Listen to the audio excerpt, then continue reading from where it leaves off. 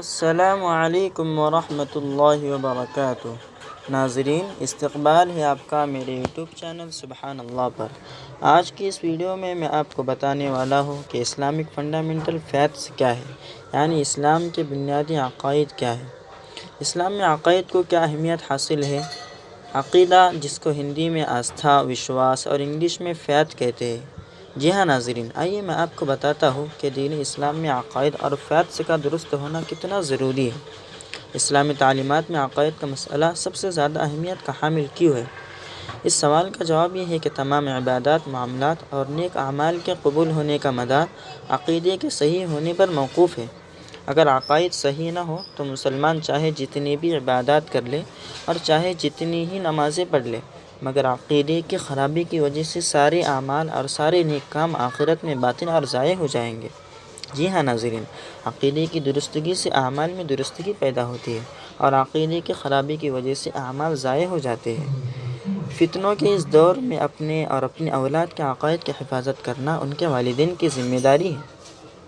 اگر آپ میرے اس چینل سے جڑے رہتے ہیں تو آپ کو معلوم ہونے والا ہے کہ اہل سنت والجماعت احناف دیوبند کے عقائد صحیحہ کیا ہے، جو قرآن و حدیث اور عقائد صحابہ و تابعین کے عین مطابق ہے۔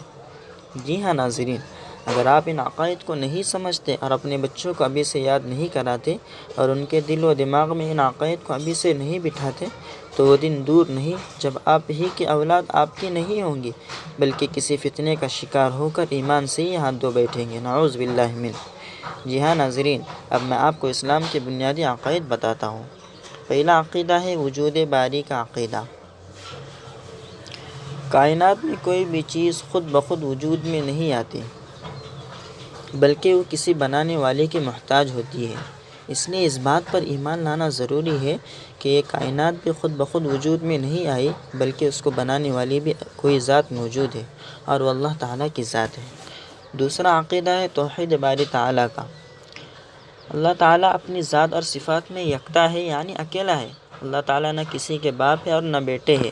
کائنات کا ہر ذرہ، ہر چیز، ہر پتا اللہ تعالیٰ کا محتاج ہے، وہ کسی کا محتاج نہیں، اور اللہ تعالیٰ سارے جہاں کے خالق اور مالک ہے۔ تیسرا عقیدہ ہے اللہ تعالیٰ کا اپنی ذات اور صفات میں پاک اور بے عیب ہونے کا عقیدہ۔ اللہ تعالیٰ جسم، اعضائے جسم اور لوازم جسم، اعضائے جسم جیسے ہاتھ، چہرہ، پنڈلیاں اور انگلیاں وغیرہ، اور لوازم جسم یعنی جو چیزیں جسم کے لیے لازمی حیثیت رکھتی ہے، جیسے کھانا، پینا، اترنا، چڑھنا، دوڑنا وغیرہ، اللہ تعالیٰ ان تمام عیبوں سے بھی پاک ہے۔ قرآن اور حدیث میں جہاں اللہ تعالیٰ کی طرف اعضائے جسم منسوب ہے، وہاں ظاہری معنی بالاتفاق مراد نہیں ہے، بلکہ وہ اللہ تعالیٰ کی بعض صفات کی تعبیرات ہیں۔ پھر متقدمین کے نزدیک ان صفات متشابہات کی حقیقت اور مراد کو سوائے اللہ تعالیٰ کی کوئی نہیں جانتا، جبکہ متأخرین کے نزدیک ان کی حقیقت اور مراد درجہ ظن میں معلوم ہے، یعنی یقینی طور پر معلوم نہیں ہے۔ جیسے ید اللہ سے مراد قدرت باری تعالیٰ اور اترنے سے مراد اللہ کی رحمت کا متوجہ ہونا ہے۔ چوتھا عقیدہ ہے صدق باری تعالیٰ کا، یعنی اللہ تعالیٰ کے سچا ہونے کا عقیدہ۔ اللہ تعالیٰ کا کلام سچا اور واقعہ کے بالکل مطابق ہے، اور اس کے خلاف عقیدہ رکھنا بلکہ اللہ تعالیٰ کی کلام میں جھوٹ کا وہم رکھنا بھی کفر ہے۔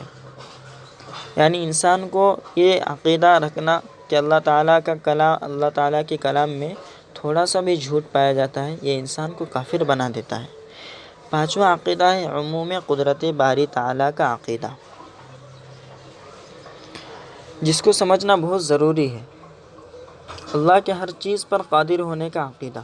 اللہ تعالیٰ اپنے کیے ہوئے فیصلوں کی تبدیل کرنے پر قادر ہے، اگرچہ اللہ تعالیٰ اپنے فیصلوں کو بدلتے نہیں۔ یہ امکان کذب کا عقیدہ بالکل نہیں ہے۔ ناظرین، میں آپ کو ایک مثال سے سمجھاتا ہوں۔ مثلاً فرعون، نمرود، قارون اور ابو جہل وغیرہ کے بارے میں اللہ تعالیٰ نے یہ فیصلہ کیا کہ ان کا ٹھکانہ جہنم ہے، مگر اللہ ایسا کریں گے نہیں۔ یہ ہے تنزیہ باری تعالیٰ۔ پھر امکان کذب کہاں ہوا؟ اس لیے عموم قدرتی باری کا عنوان امکان کذب رکھنا صحیح نہیں۔ ناظرین، میں امید کرتا ہوں کہ یہ مختصر سے 5 عقائد آپ کو سمجھ میں آ گئے ہوں گے۔ پھر ملتے ہیں نیکسٹ ویڈیو میں۔ آج کے لیے اتنا ہی بس، فقط والسلام۔